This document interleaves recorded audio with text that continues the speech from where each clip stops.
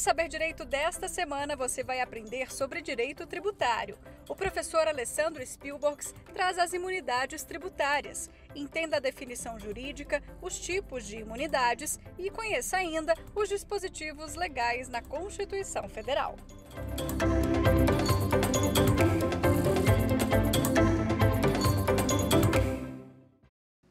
Olá, seja muito bem-vindo ao Saber Direito. Para mim é um prazer enorme estar com você. A partir desse momento, o meu nome é Alessandro Spielborgs. Eu sou professor de Direito Tributário, então se prepare, porque a gente vai passar uma semana só falando sobre a matéria mais querida de todas as disciplinas da ciência do direito. Olha só, eu separei um tema muito interessante para você, para que a gente possa trabalhar ao longo de todos esses dias. Eu vou falar sobre as imunidades tributárias. Em relação às imunidades, na aula de hoje eu vou falar sobre uma introdução a esse conceito, para que a gente possa entender qual é a definição jurídica sobre as imunidades, fazer comparação sobre as imunidades em relação a outros benefícios fiscais existentes no direito tributário, entre outras características que você precisa muito bem conhecer a respeito desse tema. O negócio é o seguinte, quando a gente trabalha com as imunidades tributárias, talvez você esteja se perguntando, mas por que esse tema exatamente? Bom, além de ser um tema extremamente interessante para a ciência do direito, imunidades tributárias representam um daqueles assuntos muito, mas muito cobrados mesmo em exame de ordem e concursos públicos. E, independe do concurso público. Se tem na sua prova o direito tributário como uma disciplina a ser cobrado, certamente imunidades tributárias vai aparecer. Que vai ter uma questão sobre imunidade tributária, disso não tenha dúvida absolutamente nenhuma. Olha só, quando a gente fala sobre as imunidades tributárias, eu quero dizer para você, anote tudo que eu vou falar para você. Tudo mesmo, cada uma dessas características. Eu vou trabalhar com as imunidades tributárias para você conhecer, desde o início, a sua definição, até as suas características mais precisas, as modalidades, especialidades, enfim, como eu disse, tudo o que você precisa saber acerca das imunidades. Bom, então vamos lá, vamos trabalhar com as imunidades, como eu disse e reitero nesse momento para você, nesse nosso encontro agora, eu vou trabalhar com essa introdução às imunidades para você reconhecer onde o tema ele é encontrado dentro do direito tributário, as suas características e você vai ter condições, ao final desse nosso encontro aqui, saber responder algumas das principais questões acerca do tema. Vamos nessa?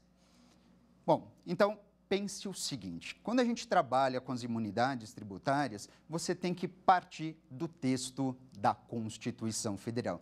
E por que a Constituição Federal para início de nossa conversa? Acontece o seguinte, quando a gente olha o direito tributário dentro da nossa Carta Magna, lá você vai encontrar um capítulo denominado como Sistema Tributário Nacional. É isso mesmo que você ouviu e eu repito para você, Sistema Tributário Nacional. Esse é um capítulo curtinho, mas extremamente interessante sobre o direito tributário. E quando eu digo curtinho, é porque realmente ele não comporta tantos dispositivos assim. É mesmo, eu estou falando de um espaço que a Constituição reservou entre o artigo 145 até o artigo 162, só para dispor do direito tributário.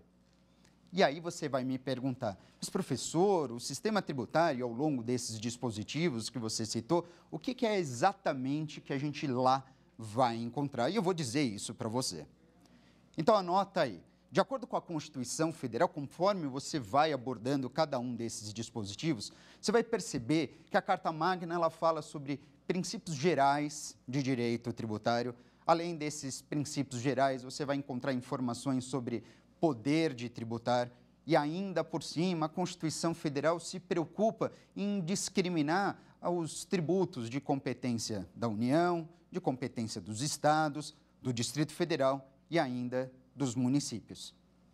Só que tem mais. Dentro ainda do Sistema Tributário Nacional, você vai encontrar alguns dispositivos que versam a respeito de repartição de receitas tributárias. Aí você vai dizer o seguinte: nossa, professor, mas está parecendo que está muito amplo isso, está me parecendo que é muita coisa dentro do sistema tributário nacional.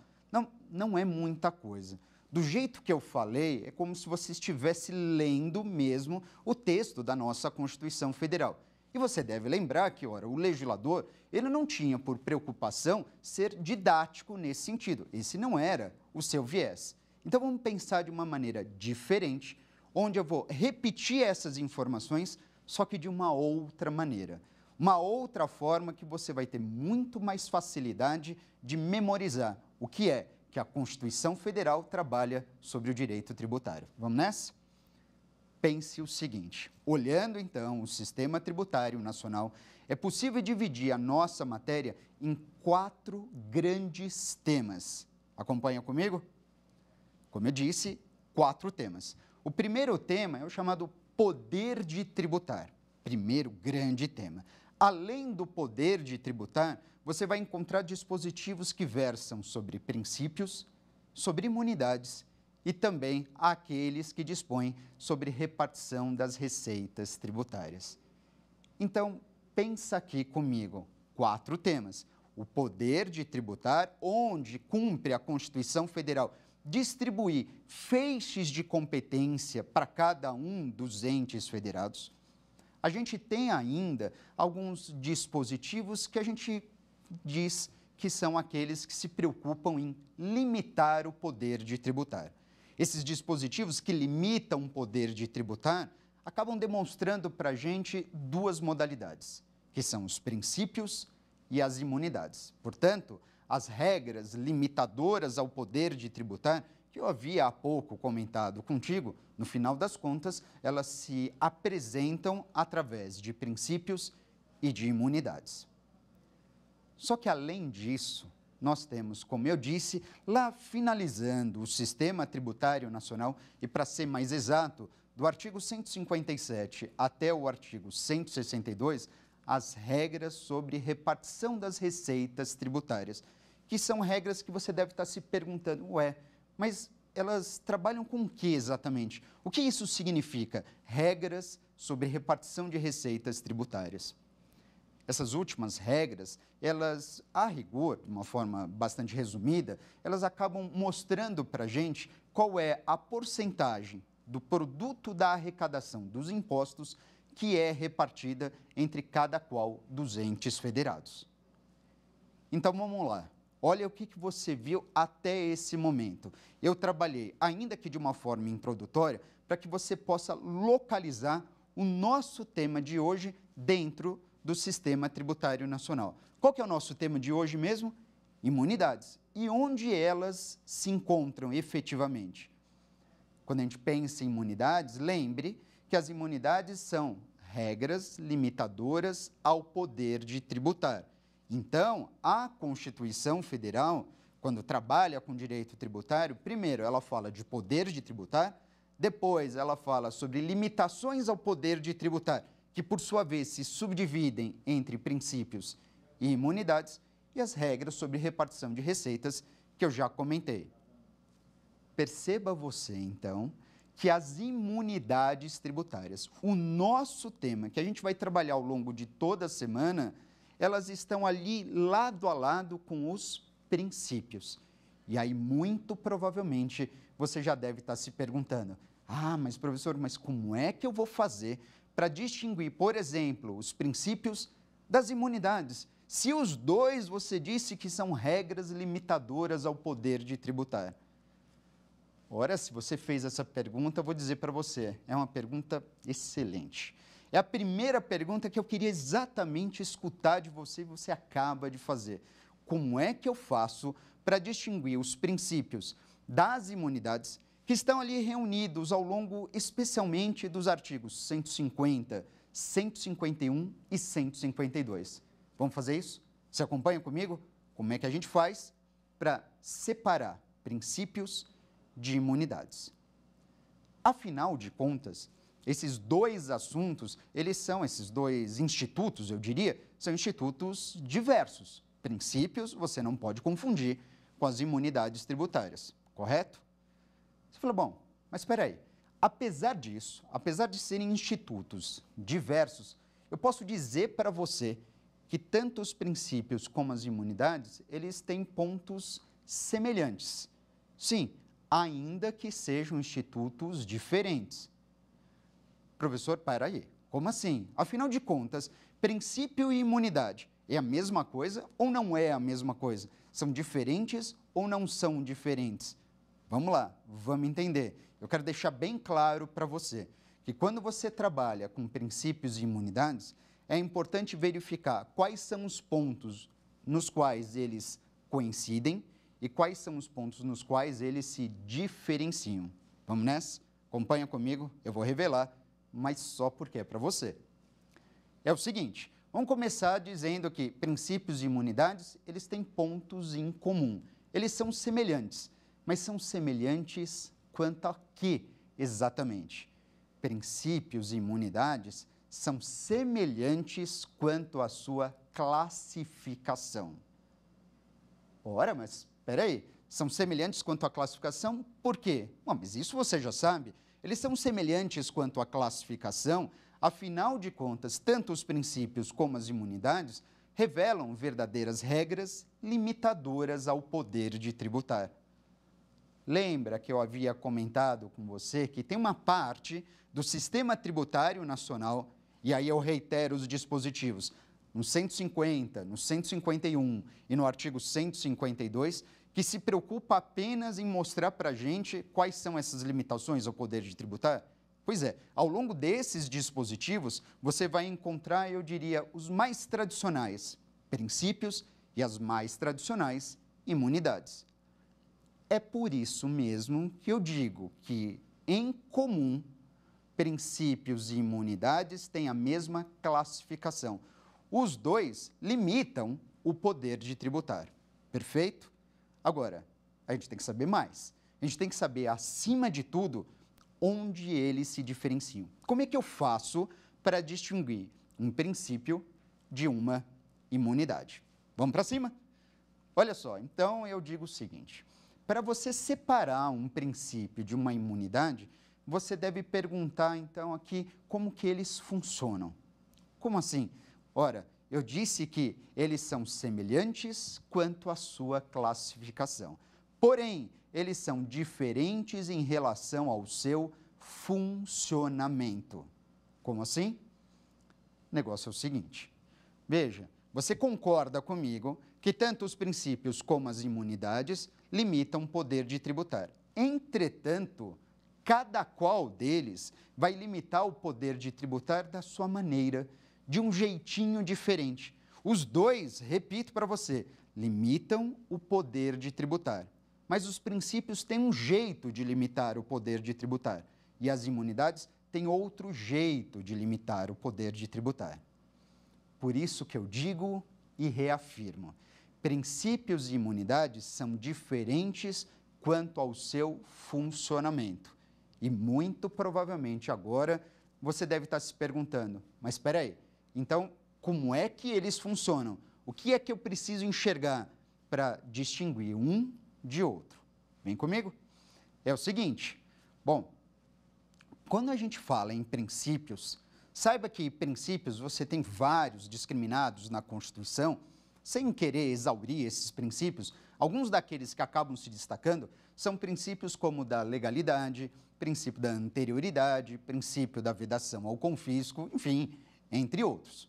Esses são alguns dos princípios mais conhecidos, mais famosos, eu diria. E eles limitam o poder de tributar?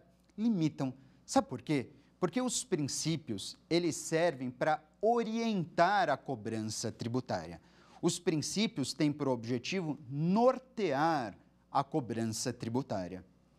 E aí, quando a gente diz isso, já que os princípios norteiam a cobrança tributária, eu posso dizer, então, que, diante disso, ele está, de uma certa maneira, limitando o poder de tributar, dizendo para o ente federado que ele não pode cobrar o tributo do jeito que ele bem entender. Seja a União, sejam os estados, o Distrito Federal ou os municípios, quando que ele vai cobrar o tributo, ele vai exigir o tributo, mas ele não pode cobrar do jeito que quiser. Não, existe um caminho correto para que os entes federados possam exigir um tributo, possam realizar a cobrança tributária. Tem um caminho que eles devem percorrer, eles não devem fugir a esse caminho. Dessa maneira, portanto, você reconhece aí uma certa limitação ao poder de tributar. Talvez não tão drástica quanto você estivesse imaginando num primeiro momento, mas isso é uma limitação ao poder de tributar. Quer um exemplo? Pense o seguinte, princípio da legalidade. Não é bem verdade que todo e qualquer tributo depende de lei para ser instituído? Pois é, não pode um ente federado, a União, por exemplo, ou um município, seja lá qual ele for, estabelecer um novo tributo através de decreto. Não por quê? Ora, porque o princípio da legalidade, ele norteia a cobrança dizendo, olha, se você quer cobrar um tributo, que esse tributo seja instituído através de lei, princípio da legalidade. Uma vez instituído o tributo, o ente federado pode, a rigor, exigi-lo, cobrar esse tributo no momento que bem entender? Também não. Também não por quê? Ora, porque existe um outro princípio que também norteia a cobrança tributária, dizendo, é assegurado ao ente federado, ou melhor, ao contribuinte, um prazo. É assegurado ao ente federado um prazo para que ele possa se preparar para pagar um novo tributo ou então um tributo mais caro, um tributo de carga que venha a ser elevada. Eu estou falando do princípio da anterioridade. Não é mesmo? Se um tributo é exigido esse ano, a rigor, esse mesmo tributo só pode ser cobrado no exercício financeiro seguinte. Lembra do princípio da anterioridade anual? Pois é, percebe que desta maneira o ente federado ele está sofrendo uma certa limitação ao seu poder de tributar, ao exercício da sua competência? Pois é assim que funcionam os princípios.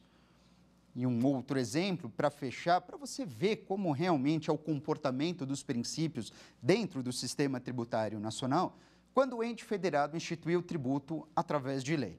Observar a anterioridade. Ele pode, então, nesse caso, cobrar o montante que ele quiser acerca do tributo. Ele pode exagerar na carga tributária, ele pode pesar no tributo? Também não, porque existe mais um princípio que vai nortear essa cobrança. Qual que é o nome desse princípio? Um outro exemplo, então, é o princípio do não confisco, a vedação ao confisco. Você percebe que, através desses 3 exemplos que eu trouxe, princípio da legalidade, anterioridade ou princípio do não confisco, o ente federado está norteando a cobrança tributária e, ao nortear, por consequência, ele limita o exercício do poder de tributar? Viu como é que funciona? Então, concorda comigo que os princípios também revelam uma limitação ao poder de tributar? Viu como é que funciona? Ótimo. Agora vamos lá. Isso para os princípios. Norteiam a cobrança tributária. E as imunidades? Como que elas funcionam? Como elas limitam o poder de tributar? Vim aqui para dizer para você que, no caso das imunidades, essa limitação é muito mais enfática. Ela é muito mais destacada. Porque quando você estiver diante de um dispositivo que venha revelar para a gente uma imunidade, é porque esse dispositivo está abertamente proibindo a cobrança do tributo. É isso mesmo. As imunidades, elas verdadeiramente impedem a cobrança tributária. E aí, quando você diz impede a cobrança tributária, é porque ela está, obviamente, limitando o poder de tributar. Mas, professor, me dá um exemplo. Sim, existem situações, existem pessoas, existem bens, existem, enfim, hipóteses descritas na Constituição Federal sobre as quais os tributos sequer podem ser exigidos. E sequer podem ser exigidos por que exatamente? Porque a Constituição Federal não quis, porque a Constituição Federal não quer. Então, que fique muito claro para você, toda vez que você se deparar com um determinado dispositivo que impedir a cobrança tributária, seja sobre uma determinada pessoa, seja sobre um determinado bem, sobre uma determinada situação ou sobre uma determinada renda, é porque você está falando sobre imunidades tributárias. Então, olha só, eu acabei de comentar com você aqui, de uma forma bastante singela, é bem verdade, porém pontual, como é que você faz para ler dispositivos da Constituição Federal que estão ali agrupados, 150, 151 e 152, e através dessa leitura você ter condições de reconhecer a diferença de um princípio para uma imunidade. Vamos recapitular? É o seguinte, quando a gente trabalha com princípios, eles são regras que norteiam a cobrança tributária e, dessa forma, limitam o poder de tributar. As imunidades, elas servem para nortear a cobrança tributária? Não. Lembra que eu disse? Elas são muito mais enfáticas. As imunidades impedem a cobrança do tributo. Então, não esquece, princípios norteiam a cobrança tributária, enquanto as imunidades, elas impedem a cobrança tributária.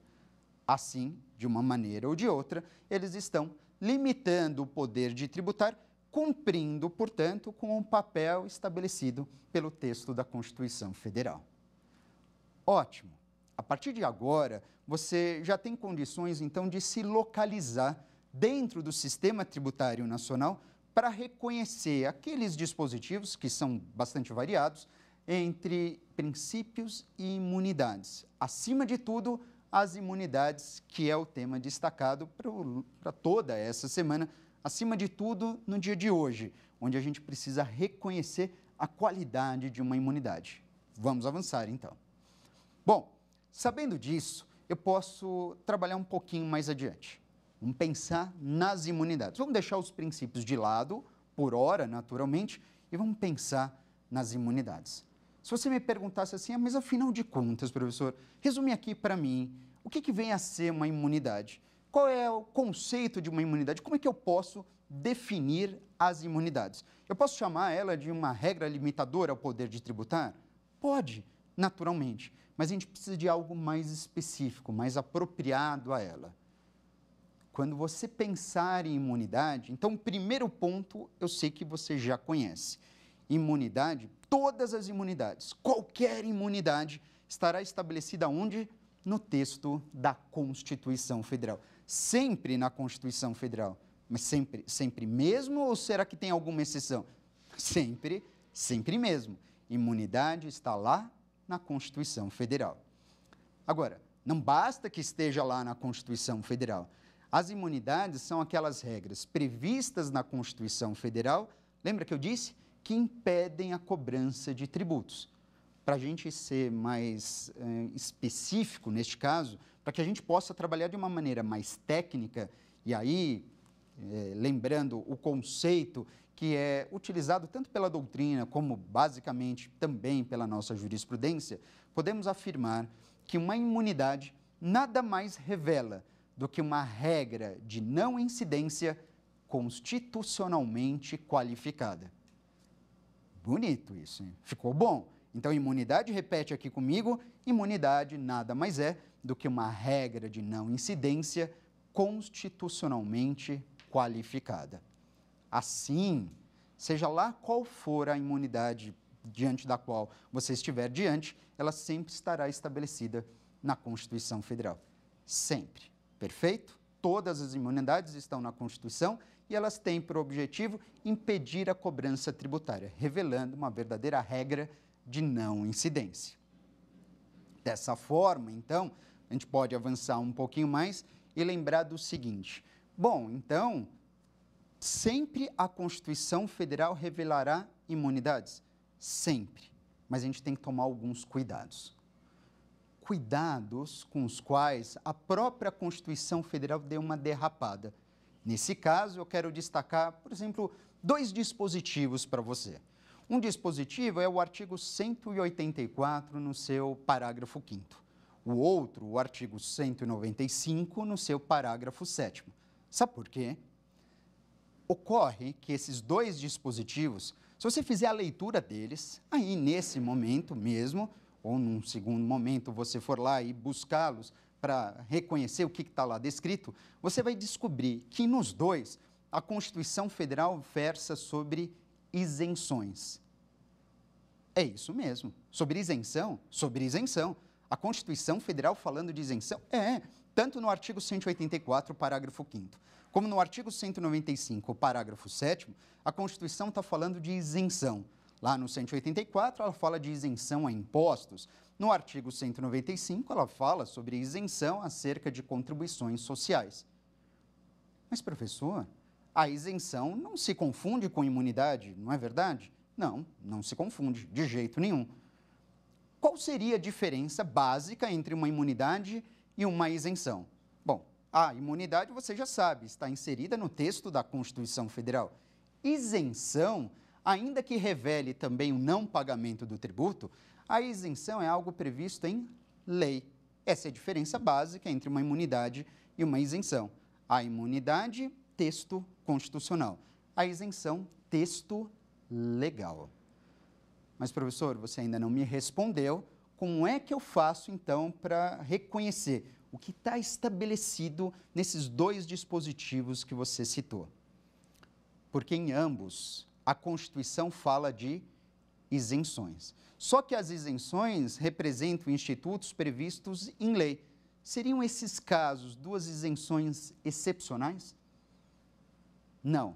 Esses dois dispositivos que eu citei, que estão na Constituição Federal, versam sobre isenções. É bem verdade. Eles usam a palavra isenção, tanto em um como em outro.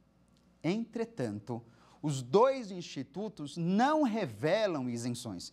Porque, ora, se é a Constituição Federal que está afastando a incidência de um tributo, seja lá qual ele for, então a gente pode afirmar que isso é uma verdadeira imunidade.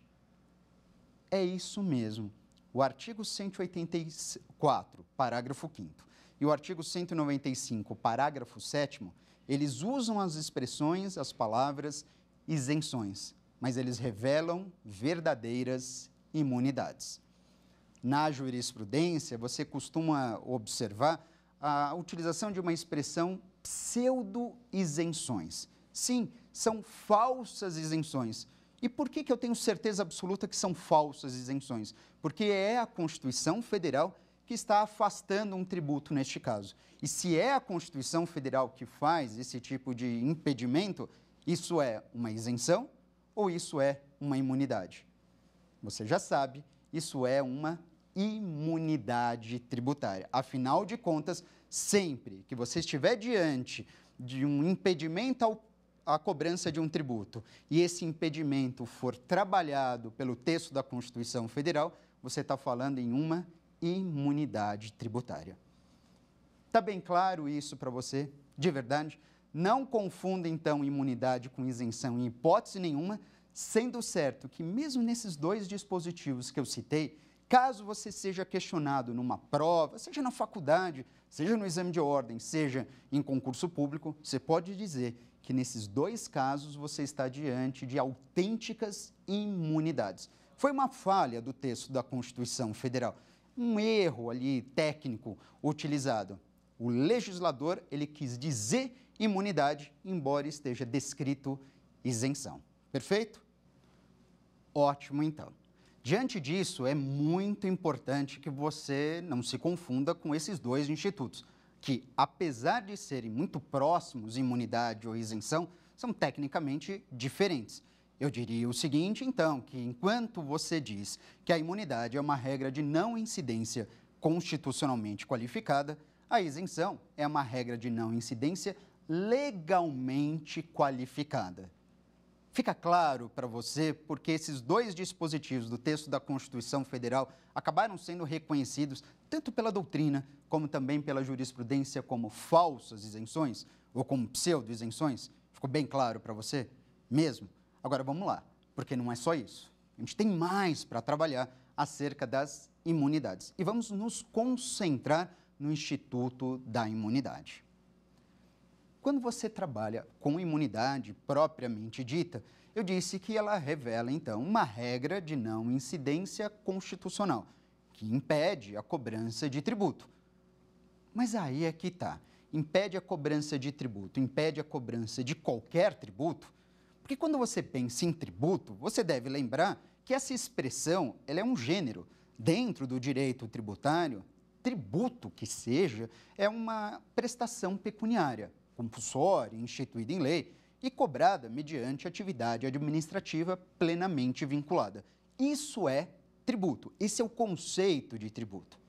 Tributo, dessa maneira, revela um gênero de uma cobrança que se subdivide em 1, 2, 3, 4, 5 espécies diferentes. Como espécies tributárias, nós temos impostos, taxas, contribuições de melhoria, empréstimos compulsórios e contribuições especiais. E por que eu estou dizendo isso? Simples. Quando você estiver diante de uma imunidade, você deve dizer que ela afasta a incidência de tributos ou será que ela afasta a incidência de apenas uma ou outra espécie tributária? É esse tipo de pergunta que você deve ter aí na sua cabeça e você, naturalmente, precisa conhecer a resposta correta. E aí, imunidade. Uma imunidade é capaz de afastar a incidência de tributo? Se você responde que sim, você está dizendo para mim, você está afirmando que uma imunidade, então, ela afastaria todos os tributos que existem por aí. Se a imunidade afastar tributo, você está dizendo que uma imunidade afasta imposto, taxa, contribuição de melhoria, empréstimo compulsório e contribuição especial. E essa resposta não é correta. Não existe nenhuma imunidade capaz de afastar a incidência de tributo, porque se assim o fosse, você estaria diante de uma benesse constitucional extremamente extensa, muito forte, e isso você não encontra em nenhum dispositivo da nossa Constituição Federal. Ora, professor, então, devo dizer que uma imunidade, ela afasta apenas uma ou outra espécie tributária? Bom, eu diria o seguinte, que entre as imunidades mais famosas que nós temos, aquelas que são as mais tradicionais, que provavelmente você já ouviu falar, são imunidades que versam sobre impostos. Sobre impostos, não sobre tributos. Imunidades, elas afastam a incidência de uma espécie tributária a rigor, os impostos. Sim, essas imunidades que afastam impostos, como eu disse e reitero aqui para você, são as mais famosas, são as mais tradicionais. São imunidades que você encontra espalhadas ao longo de todo o texto da Constituição Federal, mas, acima de tudo, lá no artigo 150, inciso 6º. Mas calma, por outro lado, isso não significa dizer que, apesar das imunidades mais famosas serem aquelas que afastam a incidência de impostos, isso não quer dizer que são as únicas imunidades que existem por aí. No texto da Constituição Federal, você vai encontrar imunidades versando sobre outras espécies tributárias. É sim, existem imunidades, por exemplo, sobre taxas, existem imunidades sobre contribuições. Mas, professor, espera um pouquinho, calma, eu estou um pouco confuso aqui, afinal de contas, as imunidades, você disse há alguns minutos atrás, que elas não afastam tributos. Então, o que eu disse é que as imunidades não são capazes de afastar todas as espécies tributárias de uma vez só. Isso realmente não existe. O que você tem são exemplos variados de imunidades. Os exemplos mais tradicionais, e como eu disse, reafirmando, as imunidades mais conhecidas são aquelas que afastam a incidência de impostos desta espécie tributária. Mas isso, por outro lado, não significa dizer que só tem imunidade para imposto. Tem imunidade para taxa, tem imunidade para contribuição, com toda certeza. Quer um exemplo de imunidade para taxa?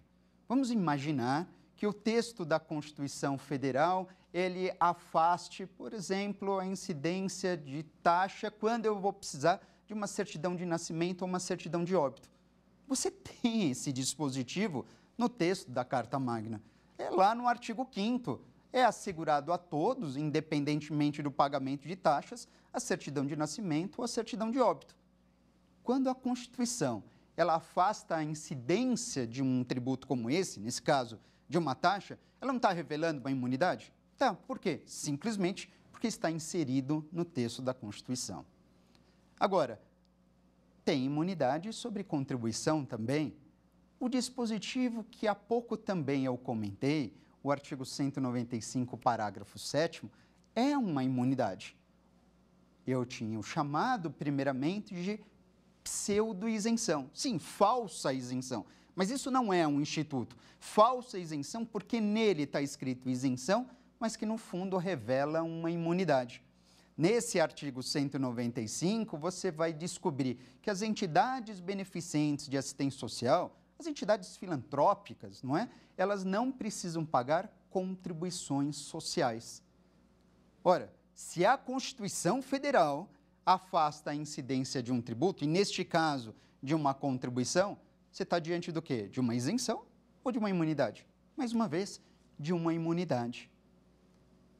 Você começa a perceber que no texto da Carta Magna como um todo, existem diversas imunidades.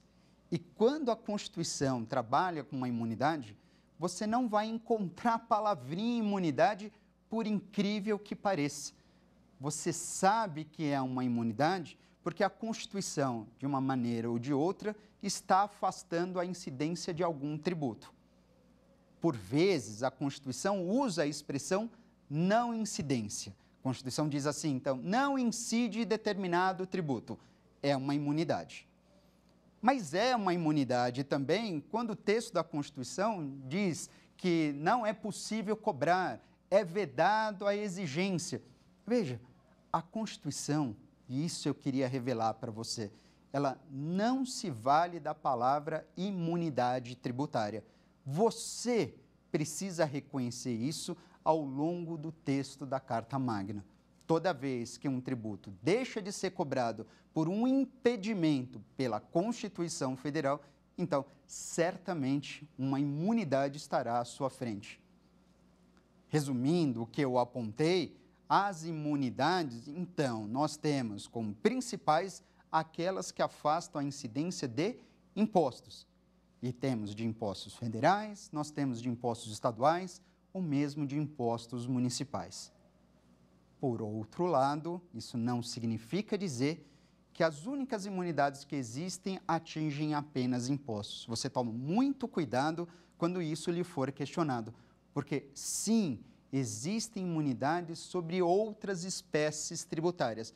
Não uma capaz de afastar todas ao mesmo tempo, mas imunidades específicas, às vezes sobre taxas, às vezes sobre contribuições, às vezes mesmo sobre os impostos.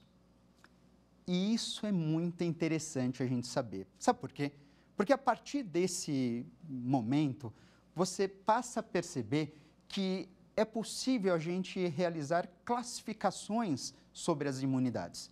Para ficar mais fácil, para ficar mais didático, a Constituição Federal não teve essa preocupação, mas cabe a nós, assim, enxergar para que isso fique mais simples de ser observado e compreendido.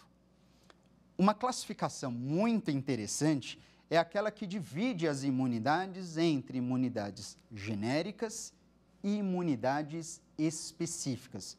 Imunidades genéricas e imunidades específicas. Qual é a diferença entre uma e outra? Bom, entre tantas classificações, essa é a primeira que eu destaco, onde o critério utilizado é o alcance da imunidade, o alcance dessa benesse constitucional. Uma imunidade capaz de afastar uma única espécie tributária ou uma imunidade capaz de afastar, na verdade, uma única espécie, mas apontando para um único tributo no sentido numeral. O que eu quero dizer com isso? Existem imunidades que atingem a espécie tributária como um todo. Por exemplo, quando assim ela for chamada de genérica. Uma imunidade genérica que afaste todos os impostos que você imaginar, que afaste impostos federais, estaduais e municipais. Aí é uma imunidade genérica. Agora, uma imunidade, ela pode ser específica também. Específica como? Específica ela atingindo não todos os impostos que nós temos no país, mas alcançando tão somente um imposto. Pode ser que você esteja diante de uma imunidade específica para um imposto federal, por exemplo, atingindo o ITR, uma imunidade específica para imposto estadual, alcançando o ICMS, ou mesmo até, por que não dizer, para imposto municipal, no que se refere ao ITBI. Então, que fique muito claro para você.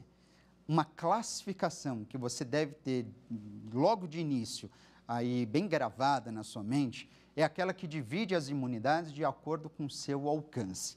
Ela pode ser genérica ou ela pode ser específica. As imunidades genéricas são aquelas ainda mais famosas diante de tudo isso que eu estou dizendo. São aquelas absolutamente reguladas pela Constituição no artigo 150, inciso 6º. Vão afastar todos os impostos que você imaginar. Mas tem também as imunidades específicas. Específicas porque elas atingem, em vez de todos os impostos, um imposto. Mas você pode ter também imunidades específicas para taxas, imunidades específicas para contribuições sociais, como aquelas que eu citei há pouco para você. Perfeito? Mesmo? E se você acha que esse tema, imunidades, se esgotou, ainda não. Ainda não por quê? Ainda não porque quando a gente trabalha em imunidades, a gente deve lembrar que isso é uma benesse constitucional, naturalmente, mas que não pode ser confundida com outras situações. A gente já trabalhou com uma diferenciação entre imunidade e isenção, por exemplo, e que já deve estar muito claro agora para você. Mas existem outros benefícios fiscais com os quais você precisa se preocupar e que, naturalmente, não podem ser confundidos com imunidade. Que outros benefícios fiscais nós temos por aí? Eu vou chamar a atenção para algo que você encontra lá no artigo 150, parágrafo 6º da Carta Magna. Um dispositivo que revela para a gente benefícios e incentivos fiscais, outros que não sejam as imunidades. Mas, professor, no texto da Constituição, ela própria ilustra outros benefícios fiscais? Sim, no próprio texto da Constituição. Mas aí, nesse dispositivo que eu citei, a Carta Magna apenas diz que outros benefícios fiscais que existem por aí são benefícios que dependem necessariamente de lei, de legislação infraconstitucional. De lei específica federal, de lei específica estadual, lei específica municipal. Que outros benefícios fiscais nós temos por aí? Além das isenções, que revelam um benefício fiscal, você pode imaginar outros, como, por exemplo, remissão, anistia. São benefícios fiscais bastante interessantes. Você tem que tomar cuidado. Isenção, anistia, a própria remissão. E onde eles se diferenciam? Qual é a qualidade de cada um desses benefícios? Bom, vamos lá. A isenção, recapitulando de uma forma bastante breve, você já sabe. A gente costuma dizer, então, que ela revela uma regra de não incidência legalmente qualificada. E uma isenção é algo que é estabelecido pela lei federal para tributos federais, pela lei estadual para tributos estaduais e pela lei municipal para tributos municipais. Isso é isenção. Agora, nós temos também, conforme eu tinha dito, a anistia. O que é a anistia? A anistia, por outro lado, é um perdão, representa um perdão. Um perdão do quê? Um perdão da infração. A anistia é um perdão da infração regulado por lei, por legislação infraconstitucional. É diferente, se perdoa a infração, você estará dispensado do pagamento da multa. Percebe que isso é diferente de imunidade? Aliás, é diferente a anistia de imunidade, é diferente da isenção. Porque na imunidade eu não pago o tributo, na isenção eu não pago um tributo. Na imunidade eu não pago o tributo por causa da Constituição, na isenção eu não pago o tributo por conta da lei. Na anistia eu pago o tributo, mas estou dispensado do pagamento da multa. Está bem claro? Mesmo? Excelente. E a remissão? A remissão também é uma forma de perdão, mas é um perdão da dívida. E um perdão da dívida estabelecido por lei, pela legislação infraconstitucional. No caso da remissão, eu não preciso pagar mais nada. Eu não preciso pagar nem mais o tributo, nem mais a penalidade, porque eu fui perdoado. Mas quem me perdoou? O próprio ente federado, que assim o faz e autoriza que isso aconteça através de lei. Então, muito cuidado. E para recapitular esses institutos, imunidade me livra do pagamento de um tributo porque a Constituição assim impede. Isenção me livra do pagamento de um tributo porque a lei assim impede. Anistia me livra do pagamento da penalidade porque a lei assim me perdoou. Enquanto a remissão também é um instituto previsto em lei, mas me perdoa toda aquela dívida que eu tenho para com um determinado ente federado, seja a União, o Estado ou mesmo o município. Ficou bem claro para você mesmo? Agora, diante disso tudo, de tantos conceitos, de tantas características sobre imunidades e outros benefícios fiscais, cumpre a nós, nesse momento, treinar, testar os seus conhecimentos para você perceber como esse assunto costuma ser cobrado em provas em geral, seja no exame da ordem, seja em concursos públicos ou, quem sabe, na prova da sua faculdade. Vamos treinar? Junto comigo? Vamos fazer um quiz?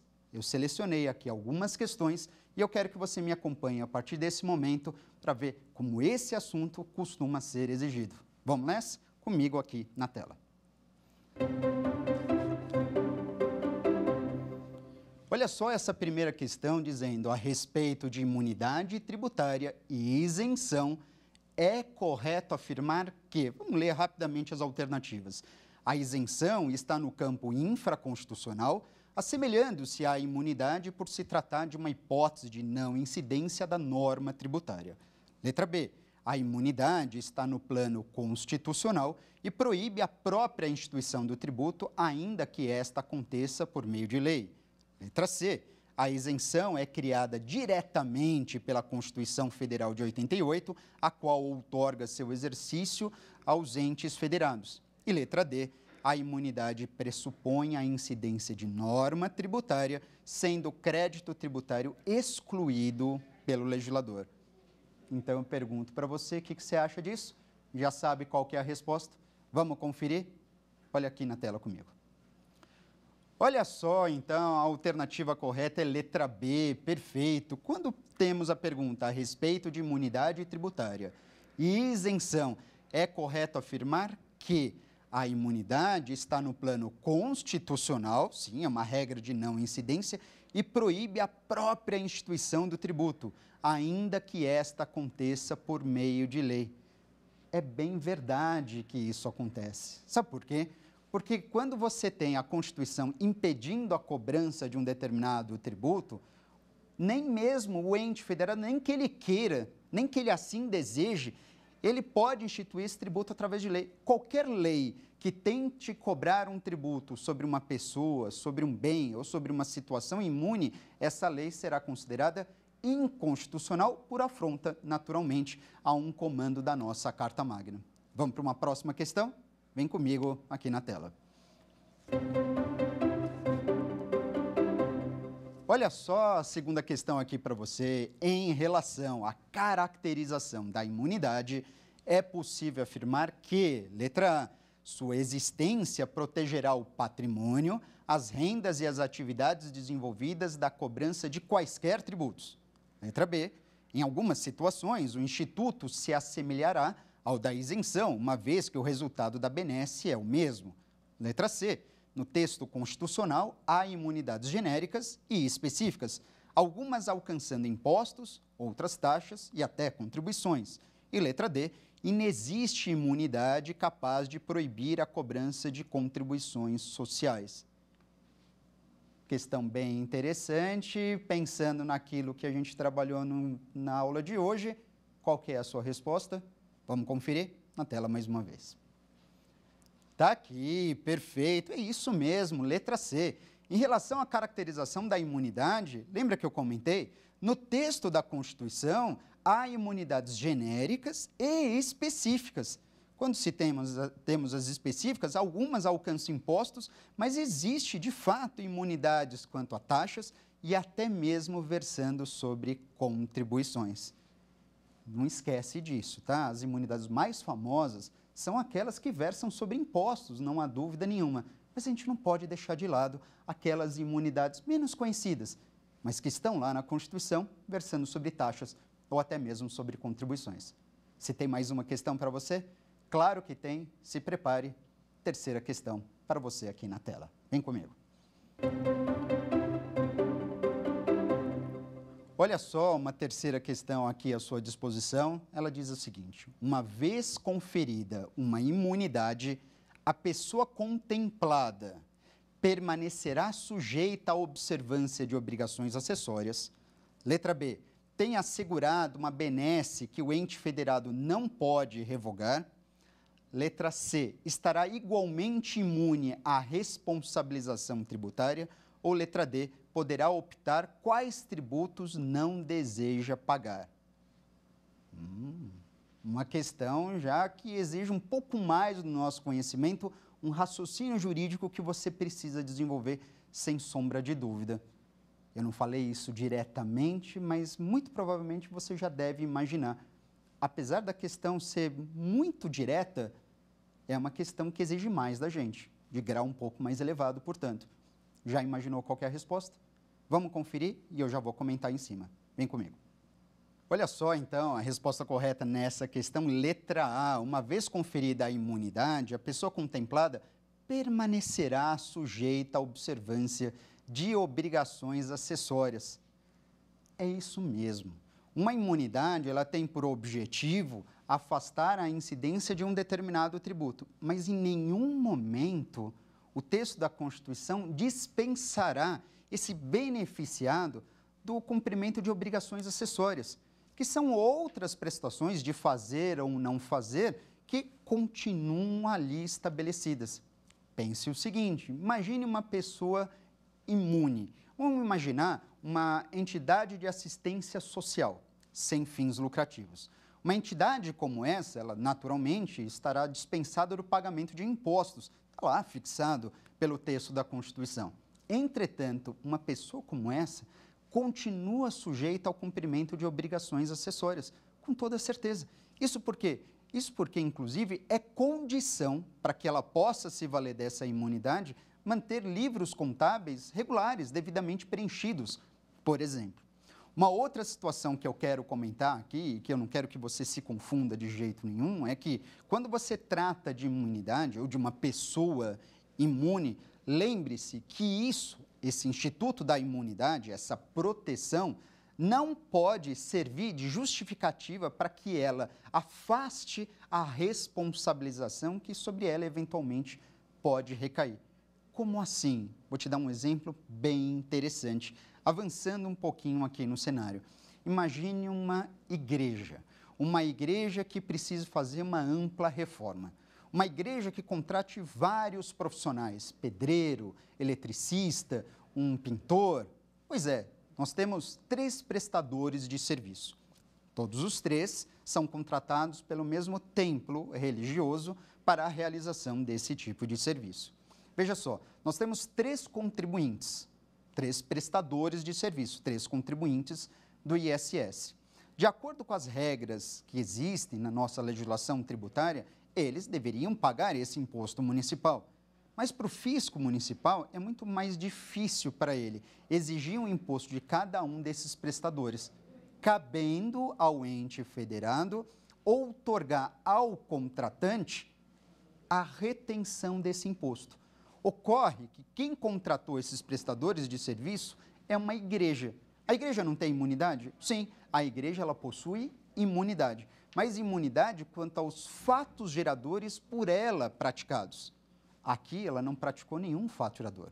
O fato gerador foi praticado por cada um desses prestadores de serviço. De acordo com a lei, a igreja será responsável por reter o ISS de cada um desses prestadores. Isso viola a imunidade que o texto da Constituição a ela conferiu? De jeito nenhum, porque a imunidade, ela afasta a possibilidade dessa pessoa protegida ser contribuinte de um determinado tributo, neste caso, de impostos, mas não afasta, em hipótese nenhuma, a responsabilização tributária que sobre ela, eventualmente, poderá recair.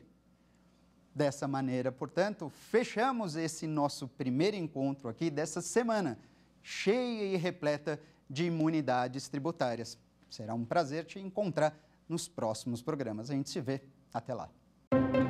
Quer dar alguma sugestão de tema para os cursos do Saber Direito? Então mande um e-mail para a gente, saberdireito@stf.jus.br, ou entre em contato pelo WhatsApp. O número é esse que aparece na sua tela. Você também pode estudar pela internet. Acesse nosso site tvjustiça.jus.br ou pode rever as aulas no canal do YouTube TV Justiça Oficial.